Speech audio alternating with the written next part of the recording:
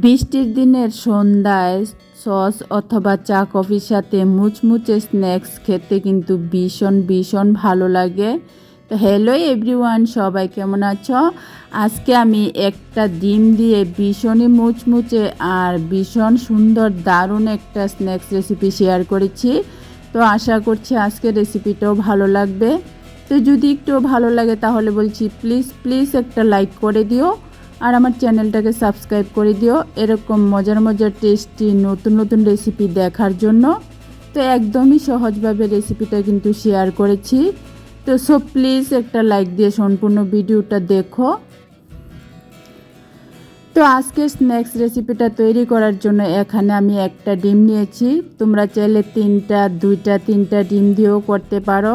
তো আজকে আমি একটা ডিম দিয়েই কিন্তু অনেকগুলি স্ন্যাক্স তৈরি করে নেব।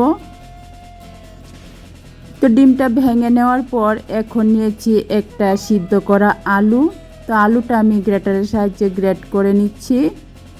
তো এভাবে গ্রেট করে নিলে কিন্তু আলুর কোনো বড় অংশ থাকে না, তার জন্য গ্রেট করে নিলেই বেশি ভালো হয়। তো দেখো আলুটা কিন্তু আমি গ্রেট করে নিয়েছি। তো এখন এই ডিম আর আলুর সাথে দিয়ে দিচ্ছি কুচি কুচি করে কেটে রাখা পেঁয়াজ আর কাঁচা লঙ্কা। তো এখানে আমি ছোট সাইজের একটা পেঁয়াজ দিয়েছি আর 3টা কাঁচা লঙ্কা দিয়েছি। তো দিয়ে দিচ্ছি পরিমাণ মতো লবণ, কালারের জন্য দিয়ে দিচ্ছি সামান্য একটু হলুদ। তো এখন ডিমটাকে ভালো করে আলুর সাথে মিশিয়ে নেব। তো ভালো করে সব কিছু যাতে মিশে যায় সেরকম করেই কিন্তু মিশিয়ে নিতে হবে। তো দেখো ডিমটা কিন্তু আমার রেডি করা হয়ে গেছে, সব কিছু মিশিয়ে নিয়েছি। তো এখন গ্যাসের চুলায় আমি একটা কড়াই বসিয়ে দিয়েছি।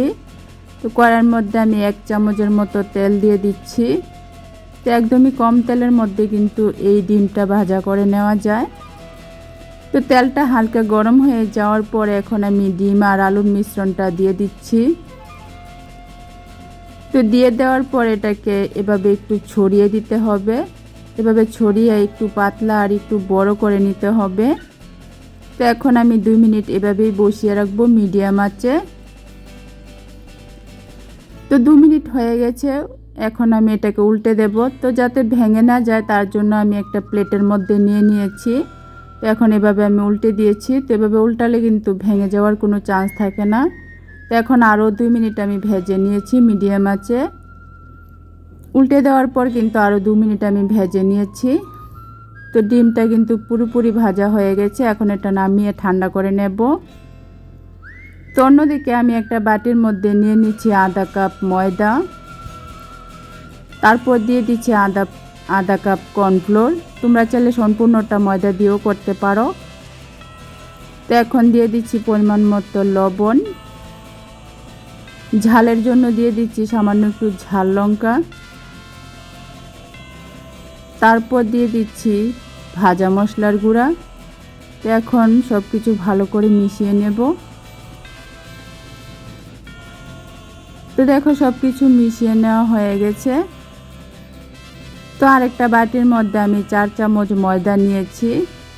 তো এখন ময়দাটাকে অল্প অল্প জল দিয়ে আমি গুলে নেব।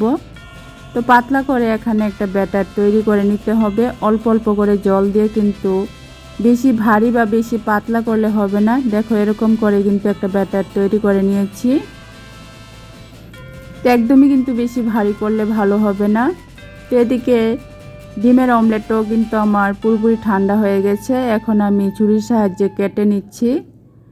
তো পিৎজা যেভাবে কাটে সেরকম করে আমি কেটে ছোট ছোট টুকরো করে নেব। তো তোমরা যে কোনো শেপে কেটে নিতে পারো তোমাদের পছন্দ মতো। তো আমি যেভাবে পিৎজা কাটা হয় সেভাবেই কিন্তু কেটে নিয়েছি। তো দেখো ডিমের পিসগুলি কিন্তু আমার এরকম হয়েছে। এভাবেই কিন্তু সবগুলি কেটে নিতে হবে।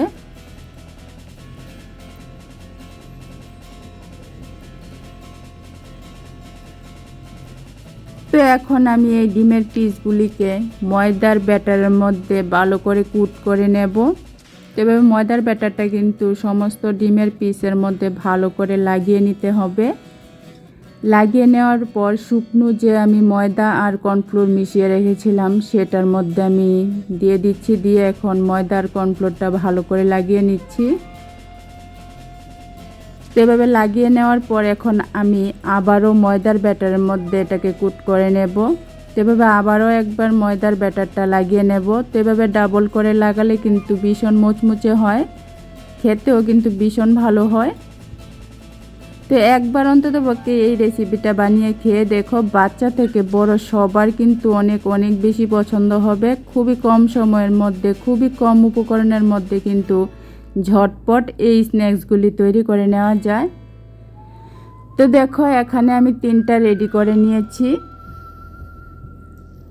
তো একসাথে কিন্তু অনেকগুলি রেডি করে নিলে ভালো হবে না, আমি 3টা রেডি করে নিয়েছি। এখন এগুলি তেলের মধ্যে দিয়ে দেব।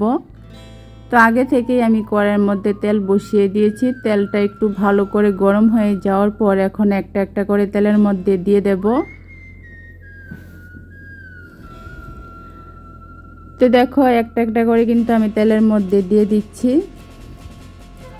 তো গ্যাসের ফ্লেমটাকে মিডিয়ামে রেখে এগুলিকে উলট পালট করে 6 থেকে 7 মিনিটের মতো ভেজে নিতে হবে, তাহলে কিন্তু অনেক বেশি মুচমুচে হবে, খেতেও ভীষণ ভীষণ ভালো হবে। তো কিছুক্ষণ হয়ে যাওয়ার পর এখন আমি উল্টে দিচ্ছি। কত সুন্দর হয়েছে, কেউ দেখলে কিন্তু বুঝতেই পারবে না যে এটা ডিম দিয়ে তৈরি। খেতেও কিন্তু ভীষণ ভীষণ ভালো হয়। একবার অন্ততপক্ষে বানিয়ে খেয়ে দেখো, বানিয়ে না খেলে বুঝতেই পারবেন এটা কত বেশি মজার আর কত বেশি মুচমুচে হয়, ভিতরটা কিন্তু একদমই নরম হয়। তো দেখো 6-7 মিনিট আমি মিডিয়াম আঁচে উলট পালট করে ভেজে নিয়েছি। এগুলি কিন্তু অনেক বেশি মুচমুচে হয়ে গেছে। এখন আমি নামিয়ে নিচ্ছি তেলটা ঝরিয়ে। তোমরা চাইলে আরেকটু লাল করে ভেজে নিতে পারো, আমি আর লাল করব না। এই অবস্থাতেই আমি উঠিয়ে নিয়েছি। ভীষণ কিন্তু মুচমুচে হয়েছে, দেখে নিশ্চয়ই বুঝতে পারছো কত সুন্দর হয়েছে। তো একইভাবে বাকিগুলি আমি রেডি করে নিয়েছি, সেগুলি আমি তেলের মধ্যে দিয়ে দিচ্ছি। তো দেখো এখানে আমি কিছু ভেজে নিয়েছি। তো কত সুন্দর আর মুচমুচে হয়েছে দেখে নিশ্চয়ই বুঝতে পারছো, এটা কিন্তু খেতেও ভীষণ ভীষণ মজার হয়।